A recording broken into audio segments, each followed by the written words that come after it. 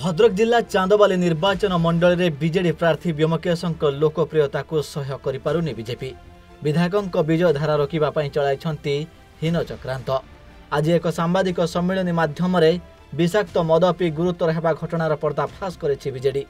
से बीजेपी दलर अमित शाह प्रोग्राम को जाइए से दिन असह्य गरम से खियापिया कर अर्जुन विद्यार फिस्ट फिस्ट होगा अर्जुन विद्यार ठेला पेला होती सी खाई आस सारापर राति हुए तो ये जिनस से देह असुस्थ हो पड़े मेडिकल नहीं कि खाली अजथार से अन्न मान ना दौरान तार कि सत्यता ना। सुभाष दास जी है सी है भारतीय जनता पार्टी जड़े सक्रिय सदस्य तांकु भारतीय जनता पार्टी प्रत्येक रैली प्रत्येक मीटिंग रे देखिया लगी मिले से दिन अमित शाह को रैली को भी सी जाइए सेठारे से जहाँ पीते तापर माने से दिन राति पुणी तांकर बिंधा अर्जुन बिंधा कचेरी पड़िया पाखे फिस्ट होती टोटाल दीटा खंडे गाँव फिस्ट होती सी सेठी भी जाइकी मद पानी पीकी से भी झमेला कर लोक बाक भी देखी से भी निज स्वचक्षुरे साक्षी अच्छा तेणु झमेलाटी होगी सी आसी कौन घर को आसिले असह्य गरम गुड़गुड़े बहुत हुए स्वास्थ्य अवस्था खराब होती से मेडिकल को लेकिन जाइए मेडिकल को लेकिन गलापर हुए तो